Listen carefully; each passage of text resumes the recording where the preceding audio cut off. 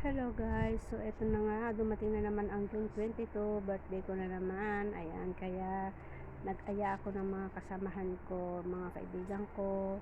Nakakain naman kami, celebrate ko naman yung aking birthday. Ayan nga pala, naggawa nga pala ako ng gulaman. Yan, gulaman na, simpleng gulaman lang. Importante may minatamis, kulang-kulang yan kasi wala naman akong nabiling cream dito sa tindahan. Masarap na rin. So, ayan, nagsimba naman ako dahil nga birthday ko. Ayan, nagsimba naman ako. Tapos na ang misa. Kaya, ayan, nag-video-video lang naman daw ako. Ayan, tapos na ang misa. Kaya, thank you Lord. At binigyan na muna naman ako ng birthday. Naway, bigyan mo pa ako ng maraming darating na birthday. Ayan, nga pala, nag-order nga pala kami ng roasted chicken. Ayan, dalawa yung in-order ko. Tapos, nag-order din ako ng isda. Pinaprito ko na rin kasi nga syempre bawal magprito dito sa bahay. Ayun nga pala yung mga kaibigan ko. Yan. At saka yan. Ayan. At saka yan. Yan. Apat lang kami kasi hindi nakasali yung isa. Nag-trip siya. Nagpunta doon sa bundok. Kaya apat lang kami. Yan. Busog-busog. Sarap-sarap na naman kami yan. Napakarami pala yung na-order ko. Hindi ko akalain na yung mga kaibigan ko ay hindi naman pala matatakaw. Ako lang ang matakaw, charot. Diba, napakarami kong in-order, kakaunti lang naman silang kumain. So ayan, roasted chicken with patata yan. Yan, napakarami kong na-order, dalawang order yan. Tsaka syempre nag-order din ako ng isda. Nag-order ako ng isda, pinaprito ko na rin kasi syempre bawal dito magprito sa bahay. Kaya yan, kain tayong mga lalabs. Ayan, sarap-sarap ng isda. Paborito ko ang isda. Tsaka syempre, chicken na pakpak. Ayan, sa isda naman ay ulo.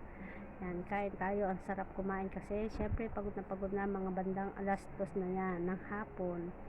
Late na kaming kumain. Ayan, kasi ang tagal-tagal yung order namin na maluto.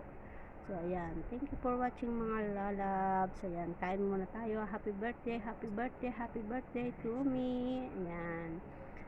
Sa konting handa, na isaraos na naman aking birthday. O, diba? Thank you sa mga kaibigan ko na kahit papano sinamahan nyo ako ngayong birthday ko. Ayan, malayo man ako sa pamilya ko, pero andyan pa rin kayo na sumama sa akin. O, diba? Kahit papano, napasaya naman ang aking birthday. Syempre, happy lang. So, thank you sa mga kaibigan ko. Apat sila. Si Cheche wala.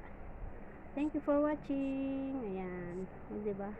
Ayan, ito naman ngayon. Tapos na kaming kumain, umuwi na kami. Ayan, nagtambay muna ako dyan kila Ate Sally. Kaya ayan, bumili na naman kami ng ice cream. Linggo-linggo ice cream.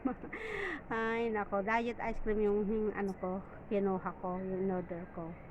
Kaya si Ate Sally ay napakatamis, hindi niya nakayanan kasi nga syempre sobrang tamis, isa pa natine. Kaya katakawan ng isda. Pinili niya kasi yung ulo. Kaya ayan, natinik. Sayang, ang mahal-mahal pa naman ng ice cream, itinapon niya lang yung kalahati. Binibigay niya sa akin yung kalahati. Hindi ko naman na maubos dahil nga ang laki-laki naman ng ice cream ko. Yan, ang takaw-takaw ko dyan. Diet ice cream yan, mga lalabs.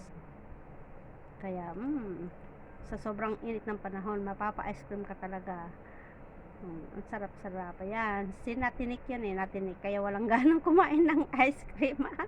Sayang, tinapon yung kalahati. Kung hindi lang ako busog, talagang kukunin yung kakainin ko yun. Kaya lang, syempre, busog na busog naman ako. Kaya, hindi ko na kinaya. Inubos ko lang yung ice cream ko. Ang sarap po, takaw. Diba? Ay, nako. Thank you for watching mga lalabs. Thank you Ate Sally sa pagsama sa akin. Lagi kong nandyan. Ayan. Matakaw yung kumain. Matakaw yan. Ang sarap kumain ng ice cream talaga. Lalo napakainit. Yung araw na yan, sobrang init talaga. Grabe. Sobrang init.